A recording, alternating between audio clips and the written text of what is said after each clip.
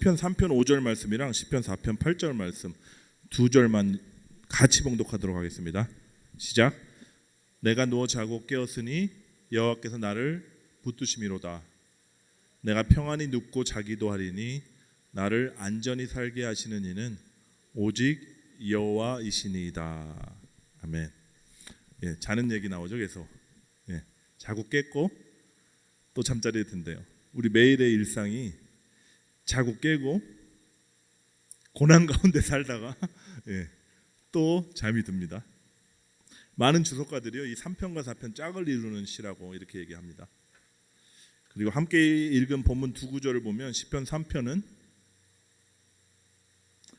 아침의 시, 그리고 시편 4편은 저녁의 시 아니면 밤의 시라고 할 수 있습니다. 왜냐하면 3편에 보면 내가 누워 자고 깨었으니 이렇게 나오죠. 4편에는 내가 평안히 눕고 자기도 하리니 이렇게 나옵니다. 오늘 설교 제목은 그래서 아침에 드리는 기도 그리고 밤에 부르는 노래 이렇게라고 한번 정해봤습니다. 다윗이 아침에 눈을 떴어요. 주님께서 저를 붙들어 주셔서 제가 잠을 잤네요 이렇게 고백하는 거예요. 잠이 들기 전에 또 어떤 노래를 부르죠? 주님 오늘 하루 안전하게 지켜주셔서 감사합니다. 내가 평안히 누워 잠을 잘 수 있는 것은 주님의 은혜입니다 이렇게 노래하고 있는 겁니다. 근데 사실 다윗이 시편 3편 4편 쓸 때 상황이 이렇게 평안을 노래할 상황이 아니었어요. 그 다윗 시편 3편을 보면 이런 부제가 붙습니다. 다윗이 그의 아들 압살롬을 피할 때 지은 시, 이게 부제목이에요. 시편 4편의 경우는 부제목이 없는데 뭐 대부분 동의합니다. 같은 배경에서 쓰여진 시다. 3편처럼 다윗이 압살롬을 피해서 막 도망가던 때 지어졌을 확률이 아주 큽니다. 인생에 있어서 여러분 믿었던 친구가 배신해도 그 배신감에 치를 떨어요. 그게 엄청 오래 가는데 가장 사랑하는 아들이 자신을 배신하고 자신을 죽이려고 달려드는, 왕위를 이미 찬탈했어요.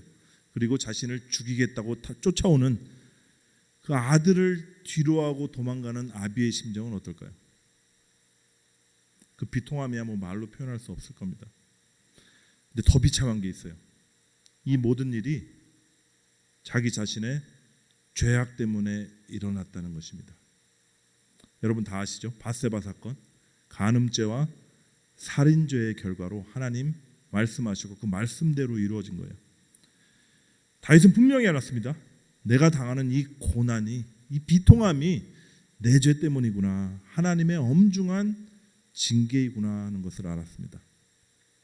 여러분 내가 잘못한 게 없고 내가 억울한 일을 당하면 그 배반자를 나쁜 놈이라고 하면 되거든요. 근데 나의 추악한 죄의 결과로 하나님께 벌을 받아서 이런 일이 일어났다고 하면 이게 얼마나 마음이 힘들까요? 다윗은 자신을 죽일 듯이 달려드는 아들의 추격을 피해서 야밤 도주합니다. 부하 몇 명만 거느리고 겨우 나와요. 그리고 기드론 시내를 건너면서 이렇게 탄원합니다.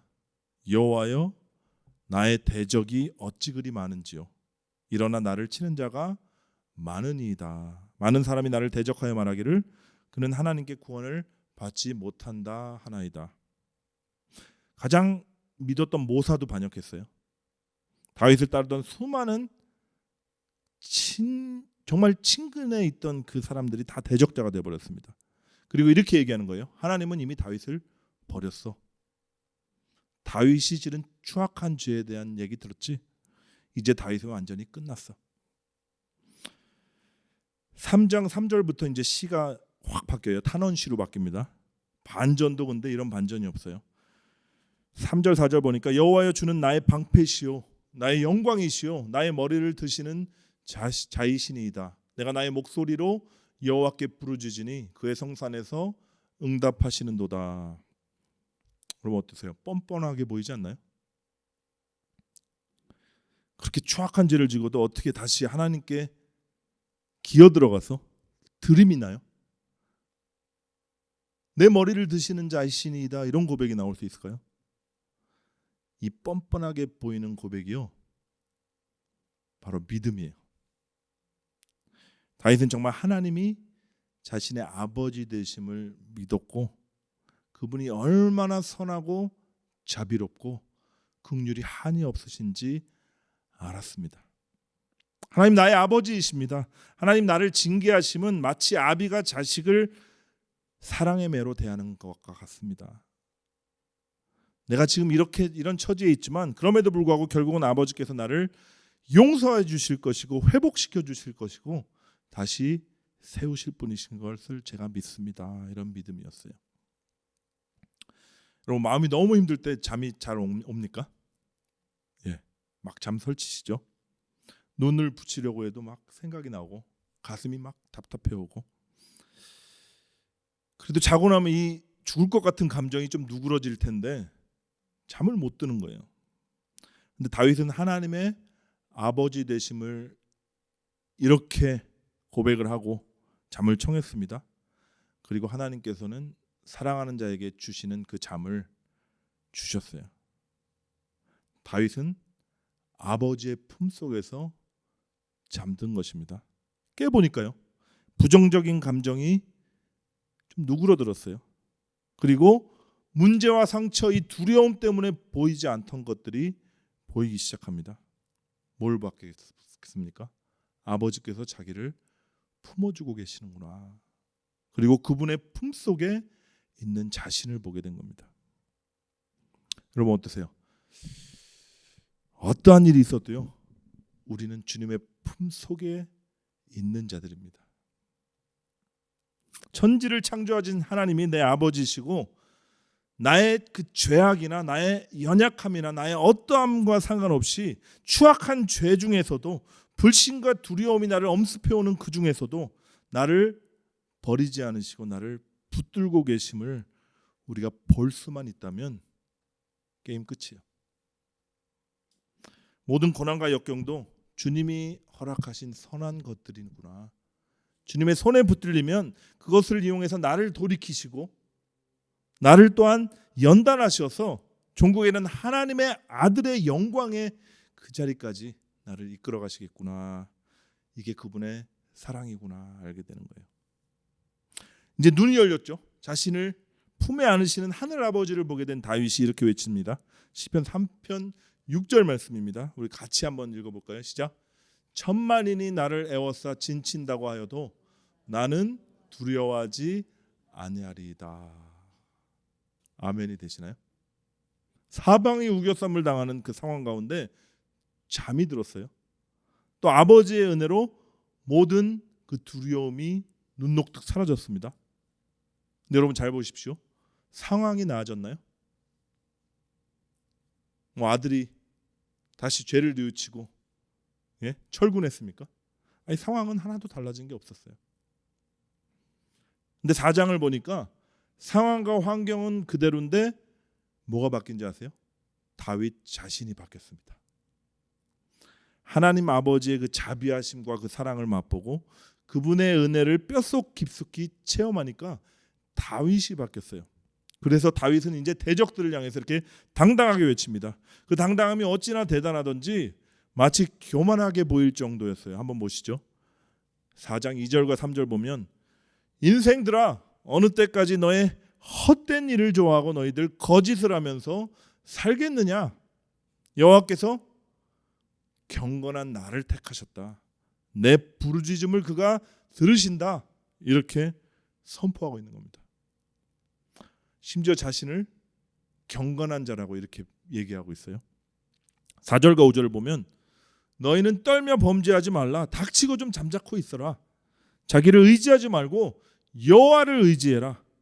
그게 의로운 제사다. 이렇게 얘기하고 있어요. 한술 더 떠서 대적자들에게 죄 짓지 말라고 호통을 치고 있는 거죠. 여러분 흉악한 죄를 지은 자가 누구예요? 자기 자신이에요. 지금 적반하장도 이런 유분수지 너희들 죄 짓지 마 이런 얘기를 하고 있는 겁니다. 여러분 다윗의 이런 당당함이 어디서 나올까요? 그 근거는 딱 하나입니다. 자신의 의로움이 되시는 하나님에 있습니다. 1절에 보니까 내 의의 하나님이여 내가 부를 때 응답하소서 이렇게 노래하기 시작합니다. 내가 아무리 죄를 져도요, 또 넘어지고 자빠지고 모욕을 당해도 나는 하나님의 아들이다. 내 의는 나의 어떠함에 있는 것이 아니라 내 머리를 드시는 하나님, 그분이 나의 의로움이 되신다 하는 확고한 다윗의 신앙과 그 믿음이 근거가 되는 것입니다. 당당함이 여기서 나오는 거예요. 하나님과의 관계에서 나오는 겁니다. 하나님과 아들과 아버지의 관계, 그 관계에서 우리가 세상을 이길 수 있는, 그리고 세상을 향해 호통칠 수 있는 그 당당함이 나옴을 여러분 믿으시길 바랍니다. 우리 살다 보면 참 잠 못 드는 밤 많죠. 관계에 어려움이 생기면 특별히 이제 잠을 막 설칩니다. 자녀가 어려움을 겪으면 인생의 가장 어두운 터널을 지나고 있는 것 같은 그런 기분이 들 수도 있어요.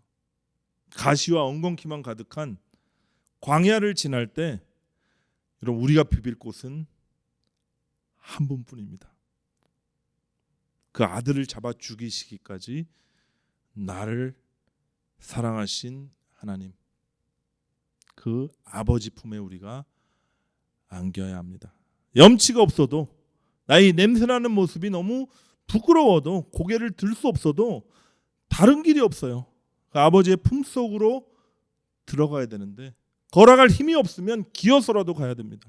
기어갈 힘이 없으면 그저 목 놓아서 그분의 이름을 불러야 돼요. 주님, 나를 긍휼히 여겨주십시오. 그러면 주님께서 찾아오세요. 긍휼의 하나님, 자비의 주님께서 찾아오셔서 우리의 눈을 열어주십니다. 그때 나는 나의 어떠한 이런 모습과 상관없이 나를 사랑하시는 그 아버지의 음성을 듣게 돼요. 너는 내 눈에 넣어도 아프지 않는 내 아들이다, 내 딸이다 말씀하시는 아버지의 음성을 그분의 품속에서 듣게 되실 줄 여러분 믿으십시오. 상황과 환경과 상관없는 평강이 밀려 들어오는 거예요. 세상이 알 수 없는 그 기쁨, 그 기쁨이 우리를 사로잡는 것을 경험하게 되실 겁니다. 오늘 다윗이 그 증인으로 우리에게 나타나는 것입니다. 여러분, 아버지의 품속에서 평안한 잠을 청하면서 그분의 사랑을 노래한 다윗의 마지막 고백 한번 들어보시죠. 주께서 내 마음에 두신 기쁨은 그들의 곡식과 새 포도주가 풍성할 때보다 더하니이다. 내가 평안히 눕고 자기도 하리니 나를 안전히 살게 하시는 이는 오직 여호와이시니이다. 아멘. 함께 기도하겠습니다. 하나님 아버지, 저희들 인생길 걷는 것이 이렇게 녹록지가 않습니다. 무엇보다 많은 환경과 많은 어려움과 많은 고난들이 우리를 옥죄해 올 때가 있고, 또 무엇보다 나의 연약함과 나의 죄악이, 나의 부끄러움이 또한 죄책이라는 모습으로 나를 사로잡아 올 때가 많습니다. 그렇지만 우리 어떠한가 상관없이 우리의 의로움이 되시는 예수 그리스도, 그분은 이미 우리에게 허락해 주셨고 우리 안에 살아계시며, 우리 아버지께서는 나의 그런 연약함을 보는 것이 아니라 내 안에 계신 그리스도를 보심을 이 시간 말씀을 통하여 우리가 봅니다. 하나님께서 친히 내가 어떠한 상황 가운데서도, 어떠한 부끄러운 가운데서도 아버지의 품속에 있음을 볼 수 있는 그 눈을 열어주시옵소서. 성령 하나님, 우리를 도와주셔서 이 어두운 터널을 지나고 광야를 지날 때 이것이 아버지의 손에 들려지면 아버지의 사랑이 되고, 또한 아버지의 훈육이 되고 아버지의 선하신 인도하심이 됨을 우리가 경험하고 알게 없어서 예수 그리스도의 이름으로 감사하며 기도합니다. 우리 다시 또 찬양으로 나아가도록 하겠습니다.